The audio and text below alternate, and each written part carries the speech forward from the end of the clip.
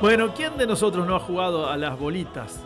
Cuando niño y cuando no tan niño también. ¿O quién de nosotros por ahí cuando ve un par de mocosos que están jugando una troya cerca de la vereda o en la tierra, no piensa de soslayo si no sería bueno que lo invitasen, que lo convidaran a eso?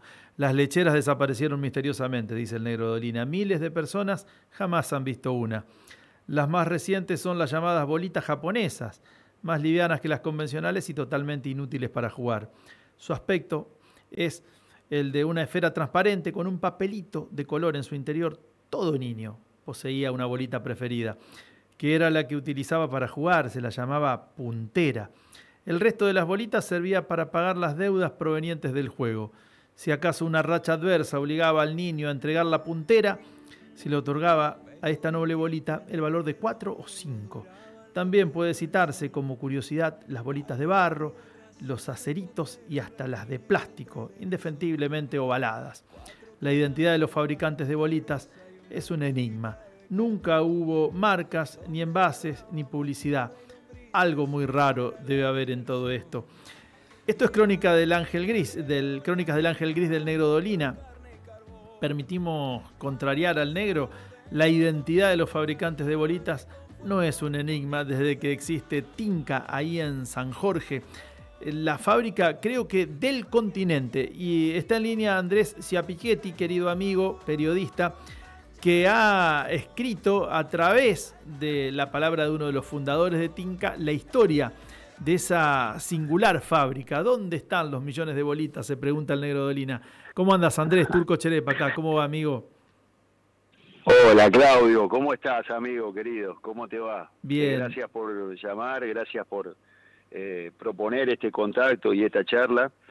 Y también una cosa que yo valoro mucho es esto que contaste como introducción, a modo de presentación, porque también me sirve para ir conociendo otro tipo de cosas y también para ir respondiendo algunas preguntas que el mismo Dolina se planteaba en esa crónica del Ángel Gris y en esa página dedicada a las bolitas.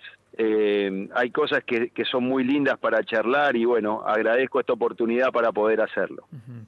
Y a vos te llamaron un día para decirte, vamos a hacer la historia o vamos a transcribir en todo caso la historia del fundador de la única fábrica de bolitas, dije bien yo, que hay en el continente o por lo menos en Latinoamérica. Así es, Turco. Así es la única fábrica de bolitas que hay en Latinoamérica. Tiene, bueno, una larga trayectoria y en su momento tuvo algunas otras fábricas que también se dedicaban, pero bueno, fue la primera y es la que se mantiene hasta el día de hoy. Comenzó a trabajar en 1953, está cumpliendo años ahora, el 15 de octubre. Cumpleaños.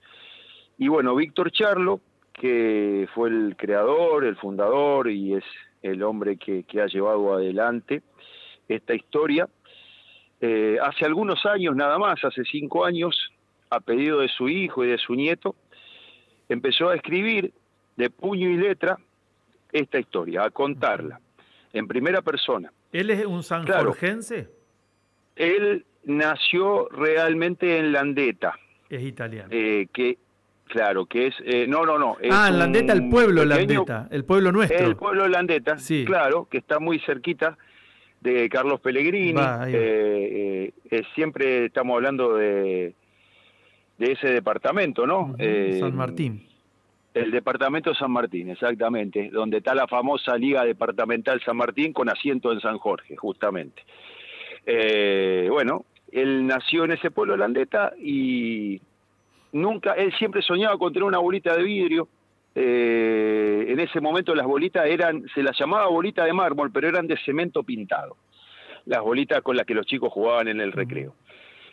Un día rompió una botella de chinchivira. La chinchivira era una antigua gaseosa, la primera gaseosa argentina, que tenía una bolita en su interior que era la que aseguraba que una vez abierto el envase no se le fuese el gas, no se quedara sin gas la gaseosa. Ajá. Y ese era el efecto que tenía la bolita. Entonces, él lo que hizo una vez fue romper una de estas botellas, y a partir de eso tuvo su primera bolita de vidrio, pero él siempre soñó con fabricarla. Bueno, ya con el tiempo, la zona de San Jorge siempre fue una zona muy dedicada a la industria del vidrio, a la industria del cristal.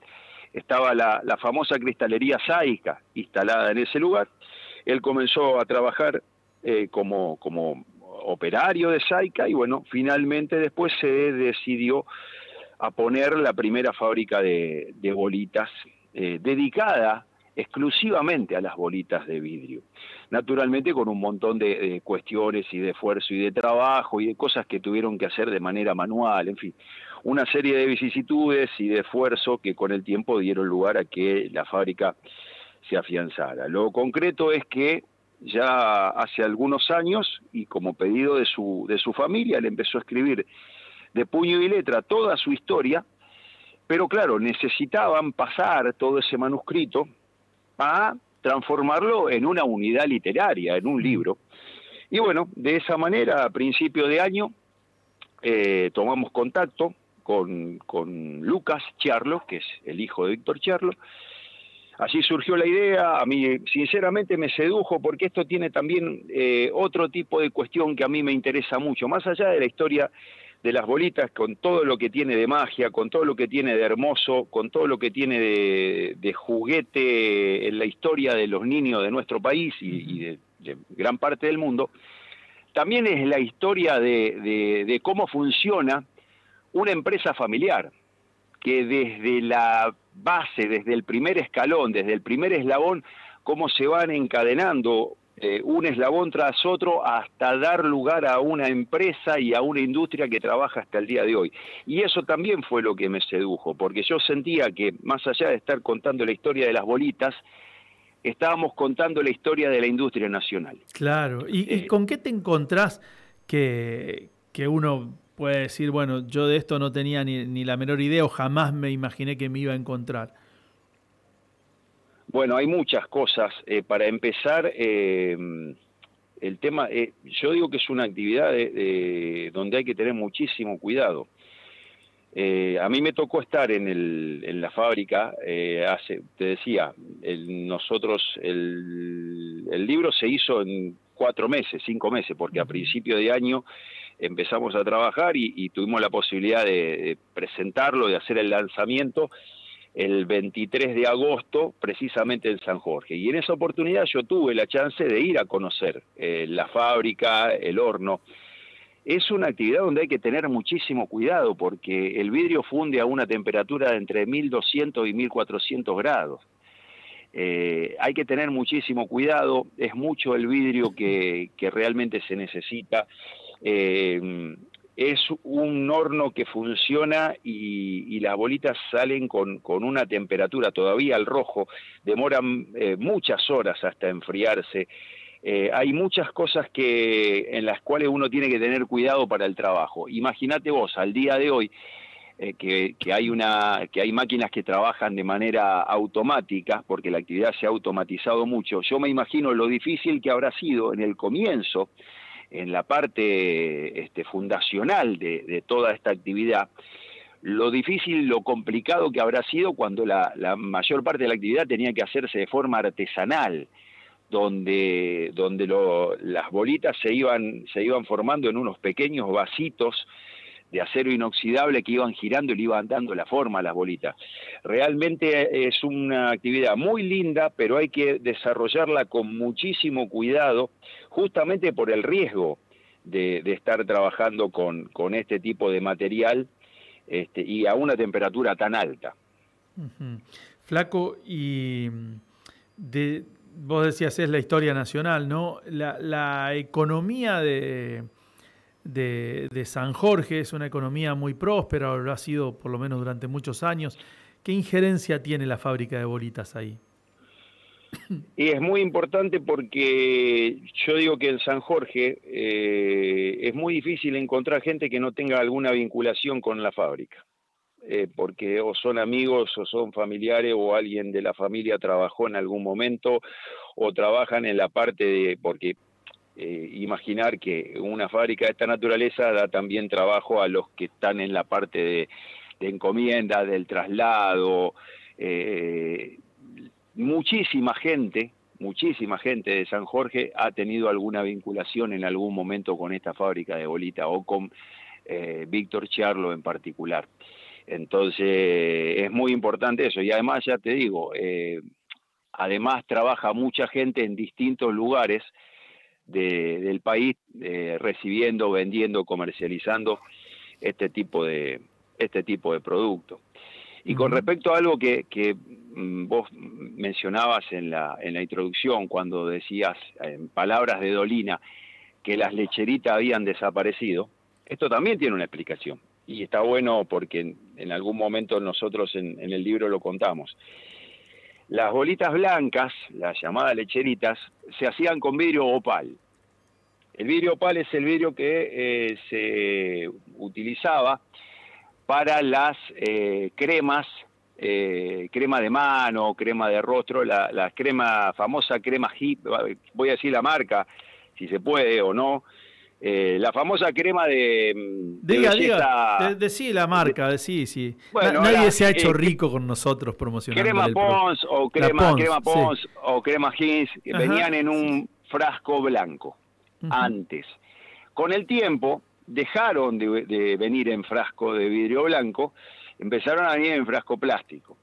Con lo cual, todo ese vidrio de descarte de esos envases vacíos dejó de aparecer. Entonces ya no existe tanto el vidrio blanco de descarte que existía en ese momento.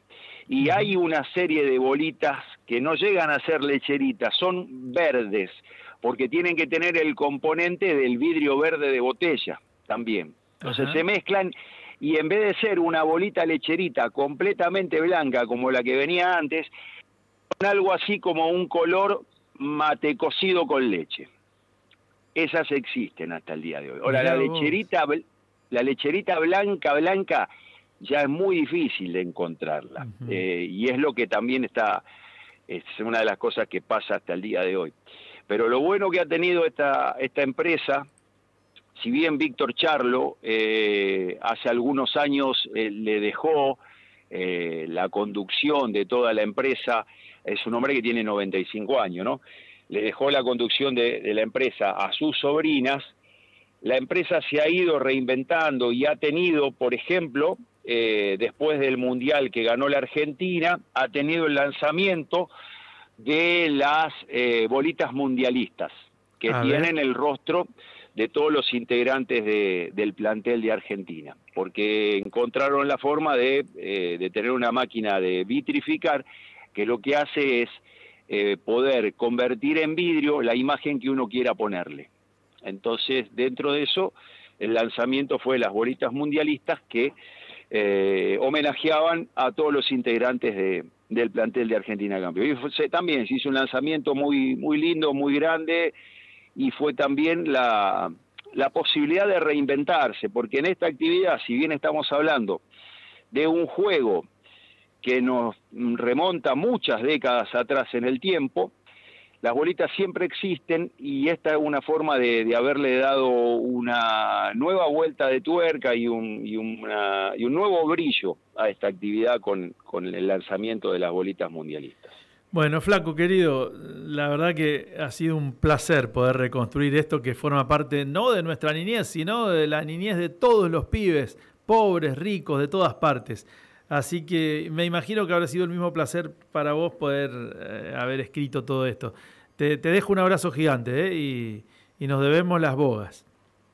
Gracias, querido Turco. Sí, exactamente. Yo digo que cuando hablo de este libro, digo que es la historia de un chico que soñaba con un juguete al que terminó fabricando. Es la historia de una empresa familiar que sigue funcionando hasta el día de hoy, pero fundamentalmente es la historia que perfectamente grafica la historia de la industria nacional, porque toda historia familiar de alguna industria también está vinculada y está graficada de esta manera.